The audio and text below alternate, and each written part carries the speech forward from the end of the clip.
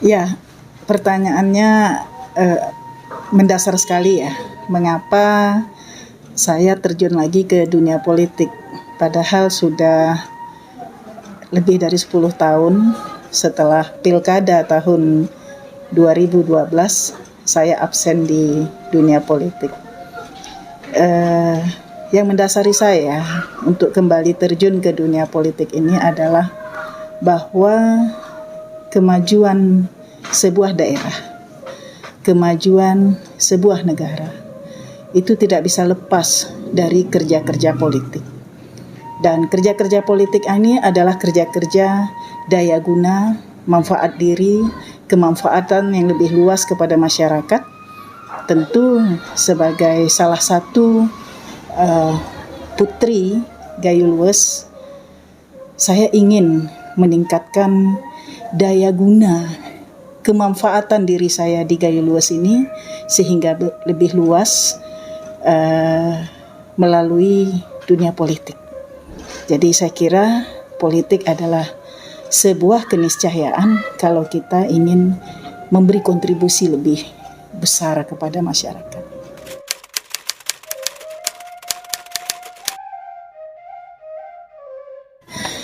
Kalau ditanya apa tujuan, ya tentu tujuan kita ini untuk membawa atau memberi kebaikan ya.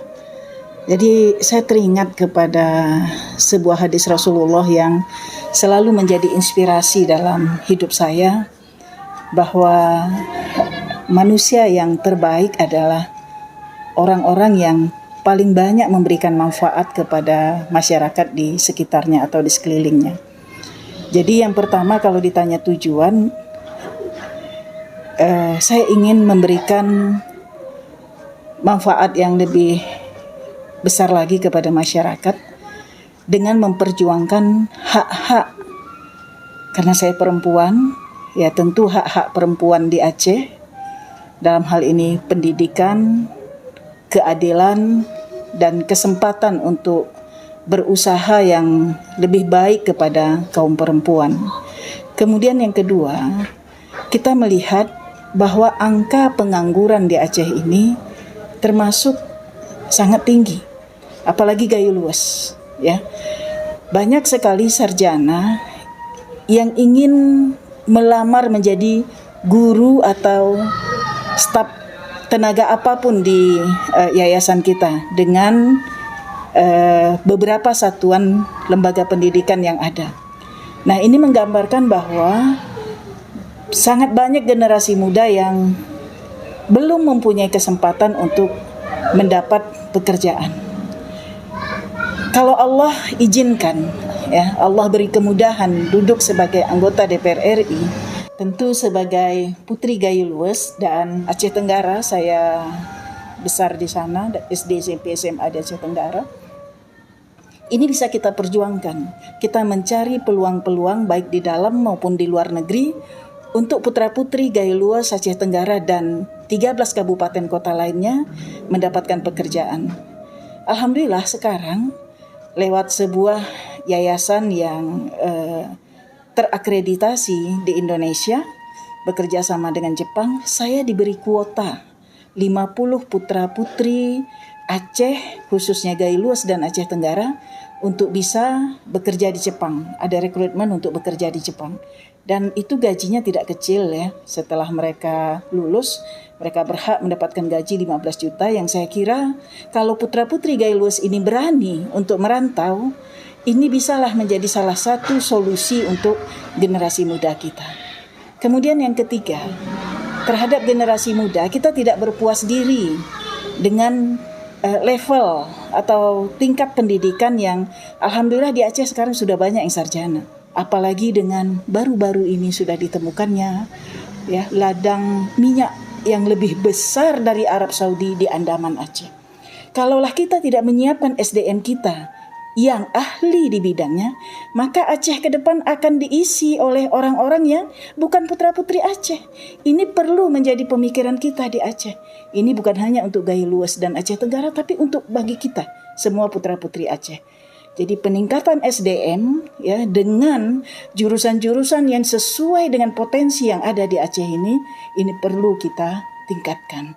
Semoga ke depan dana abadi pendidikan Aceh ini benar-benar bisa dimanfaatkan untuk peningkatan sumber daya manusia di Aceh ini.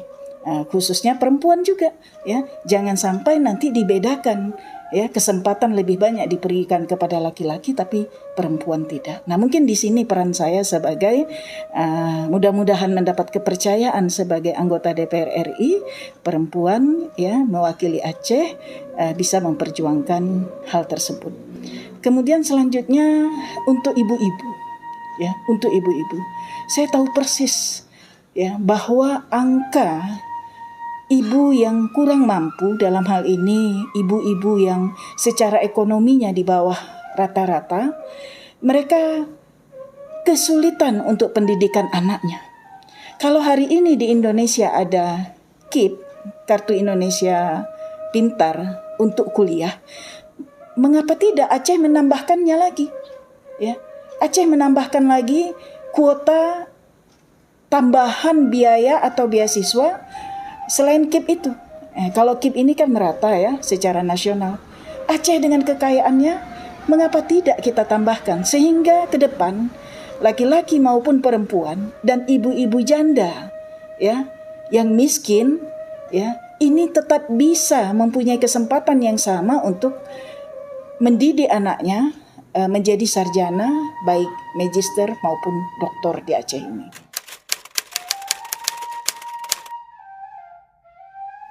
Pertanyaan tentang perahu apa yang saya gunakan untuk nyalek sebagai calon anggota DPR RI ini,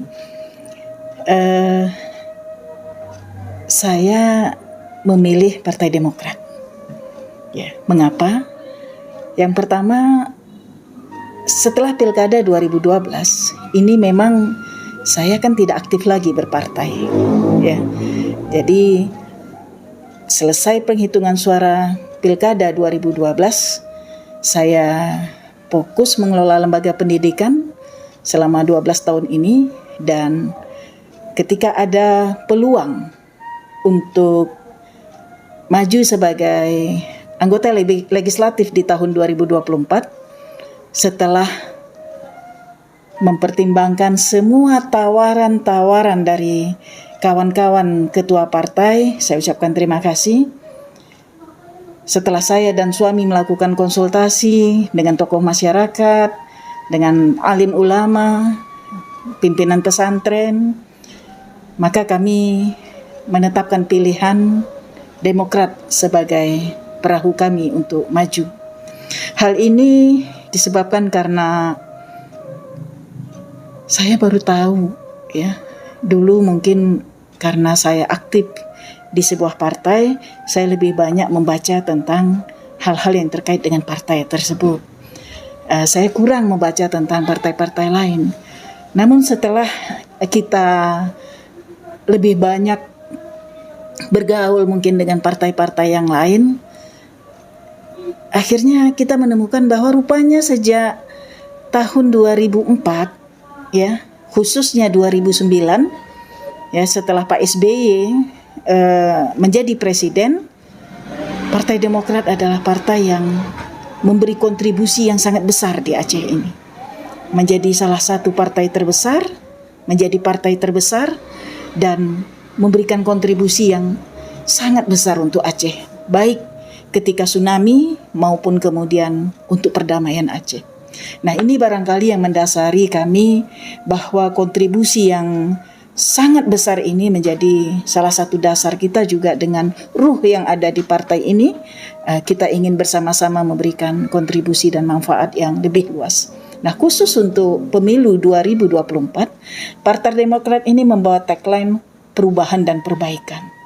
Ya, saya kira perubahan ini perlu terus-menerus kita lakukan, baik di level nasional, Aceh, provinsi, maupun Gayo Luas sebagai sebuah kabupaten di mana hari ini saya tinggal di sini, dan kemudian perbaikan dari hal-hal yang kurang baik kita perbaiki. Jadi nafas atau ruh partai ini adalah menghargai kepemimpinan masa lalu, kemudian mengevaluasi kepemimpinan terdahulu, mana yang baik-baik diteruskan, mana yang hasil evaluasi itu ada yang harus diubah dan diperbaiki, maka dilakukan perubahan dan perbaikan. Jadi tidak pernah merasa paling baik, tidak pernah merasa bahwa kita paling berjasa, begitu.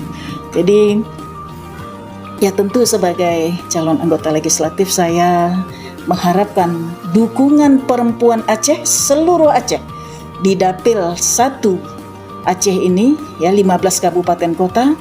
Saya dengan segala kerendahan hati mengharapkan sekali dukungan dan pilihan untuk Nurhayati di nomor 3 Partai Demokrat nomor 14 pada tanggal 14 Februari 2024. Saya kira kalau perempuan-perempuan Aceh sudah melek politik dan sama-sama memperjuangkan hak-hak perempuan, saya kira untuk mendapatkan 1 kursi perempuan dari Partai Demokrat ini akan tercapai. Bismillah, mohon doa dan pilihannya pada tanggal 14 nanti.